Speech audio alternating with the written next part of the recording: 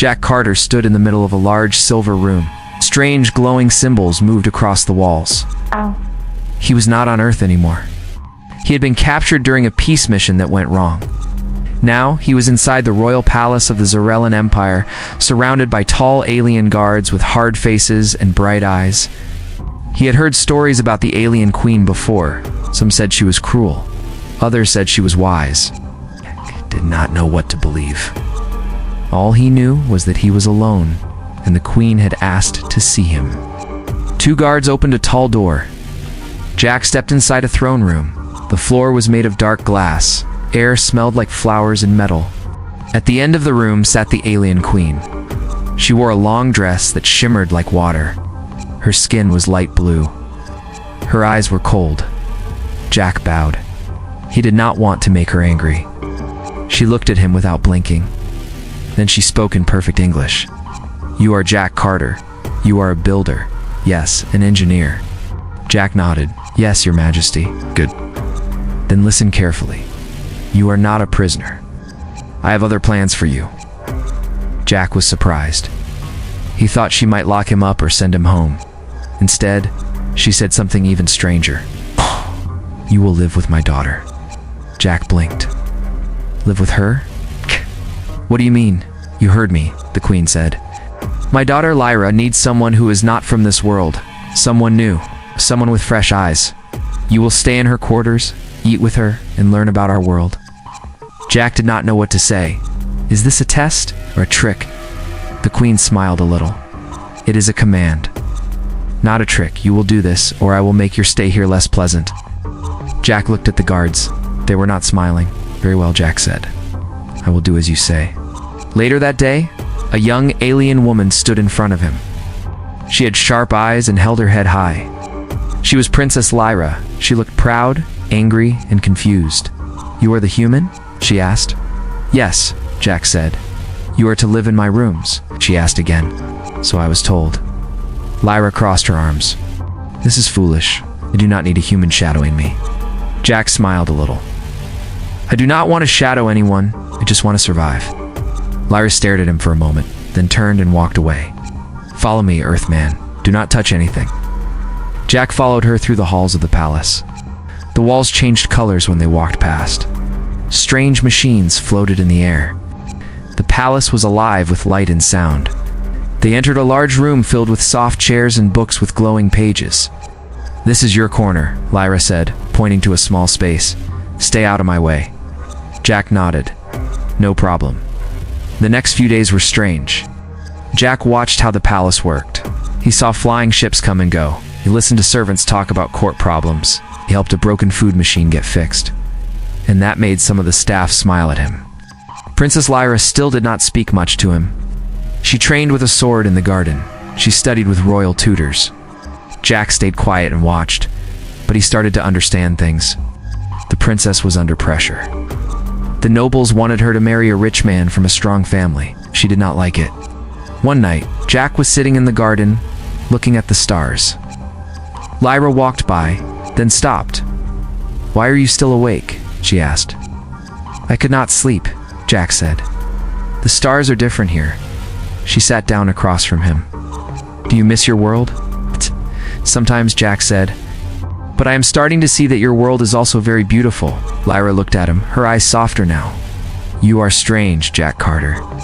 Jack smiled. "So are you, Princess Lyra." And for the first time, they both laughed. Jack woke up early the next morning. The light in the sky was not like Earth's sun. It was softer and had a blue color. He stretched and looked around his small corner in Princess Lyra's large room. It was quiet. He stood up and walked out into the hallway, past alien servants carrying food and strange glowing cloths. They nodded politely but did not speak. Jack was still an outsider to them, but he did not mind. He was here to follow orders, not to make friends. Later that day, Lyra trained in the garden with 2 royal guards. She moved fast with her sword, spinning and striking. Jack stood at the edge and watched. Her eyes noticed him, but she said nothing. When her training was over, she walked up to him. "Why do you watch me every day?" she asked. Jack shrugged. "Because you are good at what you do." "I like to learn from people who are skilled." She raised one eyebrow. You are a strange human. You already said that. Jack replied with a small smile. She looked at him for a moment, then she handed him a short wooden stick. Try to fight me. Jack laughed. I am not trained like you. I'll lose. I know, she said. But try anyway. He took the stick and faced her. She moved fast and hit his arm. He tried to block the next strike, but she was faster. He stumbled and fell back. She smiled a little. You need better balance. I need a better teacher, he said. She tossed the stick to the side. Maybe. We'll see. Later that night, while walking back through the palace, Jack saw a group of nobles talking. He heard Lyra's name. He stopped and listened. The queen is taking too long, one said. She must choose a husband for Lyra, another said. That human is just a delay. He is nothing, the first one said. He will not last long. Jack walked away, his face tight. He knew he was not strong like the aliens or rich like the nobles, but he was not useless. He went to the engine room below the palace. Machines there powered the lights and water and doors. A small team worked there, but one of the machines was broken. The staff looked confused. Jack stepped forward. I can help. I know machines. They looked at him with doubt. But when he opened the side panel and started fixing it, they moved back. He worked fast and clean. After a short while, the machine made a soft hum and lit up. The staff clapped and smiled. One of them said, "Thank you, human. You are useful." That night, Lyra found him working on another machine near the kitchen. Why do you fix these things? She asked. Because I can, Jack said. And because I like solving problems. Most guests of the Queen do not fix broken things. Well, I'm not most guests. She sat down on a nearby chair. Some of the nobles say you are here to waste time. Maybe I am, Jack said. But I won't waste mine. She was quiet for a moment. Then she said, there is a party tomorrow. The nobles will be there. You must come. Jack looked surprised. Why me? Because they think you are weak. Maybe it's time they saw you or not. Then I'll come. Just tell me what not to wear. Lyra laughed. It was the second time he had made her laugh. The next day, Jack wore a clean suit given by the palace. It had silver lines and felt light. He stood beside Lyra at the party. Music played and guests danced. Many stared at Jack. Some whispered. One noble walked up to them. He was tall and wore a long red robe. So this is the human? Said. Strange choice of company, princess. He is brave and smart, Lyra said. And better company than most here. The noble smiled without kindness. We will see. Later, when the noble was gone, Jack whispered, Thanks for standing up for me, Lyra said. You earned it. Jack smiled. The palace still felt strange, but for the first time he felt like he belonged. A soft wind moved through the palace halls as Jack walked beside Lyra. After the party, people looked at him differently. Some servants nodded with more respect. Even the guards did not glare as much, but Jack knew things were still not safe. That morning, he went to the library. The room was large, with floating shelves. Books glowed and moved by themselves. He looked for anything about Zarellan history. He wanted to understand why the Queen chose him. As he read, he found something interesting. A story about an old war. It said peace between the two royal houses of the empire was hard to keep.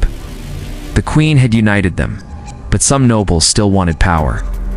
The story spoke of secret plans and quiet rebels. Later, Jack visited the Queen's hall.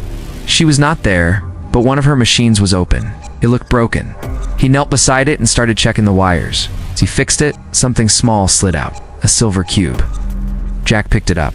It glowed and made a soft sound. He pressed the side. A message played in the Queen's voice. If you are hearing this, then the plan is in motion. Lyra must not marry the noble from the West House. That path leads to war. Jack Carter, your presence will slow them. Use the time wisely. Jack stared at the cube. The Queen had planned everything. He was not here by mistake. He was here to protect Lyra and help avoid war. That night, Jack sat with Lyra in the garden. Lyra, can I ask something? You can ask, she said. Why does your mother want to delay your marriage? Lyra's face turned serious. Because she fears what comes after. The West House wants more than peace. They want control. and you. I want freedom, she said, but in this place, duty always comes first. Jack showed her the silver cube. He played the message. Lyra's eyes widened. Where did you get that? From your mother's machine? It was hidden. Lyra stood and began to pace. She never told me this. She always speaks in half-truths. But this is clear. What do we do? Jack asked. She looked at him. We find the rebels. We find proof. And we show the court that the West House is not loyal. The next day, Lyra used her access to the palace records. Jack helped her search the files. They found a pattern. One noble from the West House had moved people and money in secret. The files showed meetings in old towers outside the city. We go tonight, Lyra said. It's dangerous, Jack said. You could be caught, so could you. Are you scared? Jack looked at her. Yes, but I'm going anyway. That night, they left the palace in a small flyer. Lyra flew the craft with skill. They landed near an old stone tower. It looked empty, but lights glowed inside. They crept close and looked through a window. Inside, men in red robes spoke around a table. Jack saw the noble from the party. We move in 2 days, the noble said. The queen is weak. Her daughter will marry me, or the city will burn. Jack recorded the words on his small device. Lyra's eyes burned with anger. We have to go, she whispered. But as they turned to leave, someone behind them shouted. Intruders' guards rushed out. Jack and Lyra ran. The flyer was close, but the guards were faster. A blast hit near Jack's feet. He fell. Go, he yelled. Lyra pulled him up. I don't leave allies behind. They made it to the flyer and flew into the night. Back at the palace, Jack handed the recording to the queen. She listened and nodded. You did well. Now I know who my enemies are. Lyra stood tall. We cannot wait. The court must hear the truth. The queen looked at them both. Then we prepare. The court will see everything tomorrow. As they left the room, Jack looked at Lyra. Do you think they'll believe us? They will, she said, because we have truth. And because you were brave enough to stand beside me. Jack smiled. He had come as a stranger. Now he was part of something much bigger. The next morning, the palace was full of whispers. News of a court meeting spread fast. The queen had called every noble to the main hall. It was rare. Jack stood beside Lyra, near the tall golden pillars. Soldiers lined the walls. The air felt heavy. The queen entered slowly. Her face was calm, but her eyes were sharp. She raised one hand, and the room went quiet. Today we speak of truth, she said. We speak of betrayal. Jack looked around. Some nobles looked worried. Others stared with blank faces. The noble from the West House stood near the front. He wore red, and his hands were behind his back. The queen looked at Lyra. Show them. Lyra stepped forward. Her voice was clear. 2 nights ago, I found proof of secret plans. A noble from the West House spoke of burning this city and forcing a marriage. I have the words recorded. She pressed a button on the device. The noble's voice filled the room. His words about power and war echoed against the stone walls. Gasps rose from the crowd. The queen looked at the noble and read. What do you say to this? The noble stepped forward slowly. I say it is a lie. This is not my voice. The humans twist things. He is a trick. Jack felt anger rise in his chest. He stepped forward. I was there, he said. I saw you. I heard you. Lyra saved me from your men. The noble laughed. You are nothing. It's just a human the queen brought here like a pet. Lyra stepped between them. He is more than that. He is brave, and he tells the truth. The queen raised her hand again. Enough. I believe my daughter. I believe Jack Carter. You, noble of the West House, are under arrest. Guards moved fast. They grabbed the noble and pulled him back. He shouted, but no one listened. After the meeting, the queen met Jack and Lyra in her private chamber. You have done well, she said. You have saved many lives. Jack nodded. What now? Now we prepare for what comes next, the queen said. The West House still has power. They will not stop. That evening, Lyra and Jack walked near the garden. I feel like things are just starting, Jack said. They are, Lyra said. But you are no longer just a guest. You are part of this now." "I didn't plan this," Jack said. "Neither did I," Lyra said. "But I'm glad you're here." The next few days were tense. Queen sent messages to the other houses. She asked for peace. Some answered with support, others stayed quiet. One night, as Jack was helping in the engine room, an alarm rang. Red lights flashed. He ran to the command room. Lyra was already there. "What happened?" Jack asked. "A ship was attacked near the city," Lyra said. "It was carrying peace messages." Jack looked at the screen. Smoke filled the sky. The attackers were fast and gone before help arrived. "It was the West House," Lyra said. "They want war." The Queen called a war council. Jack was invited too. She trusted his mind. "We cannot attack first," she said, "but we must protect our people." Jack studied the city map. The towers near the old hills are weak. They must be fixed. And the energy lines near the west wall are too open. The Queen nodded. "Then do it. Take who you need." Jack worked day and night. He led teams of builders. Lyra trained soldiers. They worked together, stronger as a team. One night, while resting in the garden, Lyra sat beside Jack. "You've changed a lot since you arrived," she said. "So have you," Jack said. "Do you miss Earth?" "Sometimes," Jack said. "But this place has become important to me, because of the people here, because of you." Lyra looked at him for a moment, then smiled. "You are strange, Jack Carter, but I trust you." And the next day, the Queen gave a public message. "We will not run, will not bend. The Zerlin Empire stands for peace. But if war comes, we are ready." The people cheered. Jack stood beside Lyra, both ready for whatever would come next. The city was quiet before the storm. Jack stood on top of the west wall, watching the dark sky. The lights of the palace glowed behind him. The soldiers were ready. Engineers had done their work. But everyone knew the West House would attack soon. Lyra joined him. She wore silver armor that fit her perfectly. Her face was calm, but her eyes showed fire. "Are you ready?" she asked. "As ready as I'll ever be," Jack said. She looked out at the hills. "We fight not just for power, we fight to protect peace." That night, the enemy came. Dozens of ships flew from the sky. Fire lit the darkness. The west wall shook. Alarms screamed. "Shh!" Jack ran to the control room.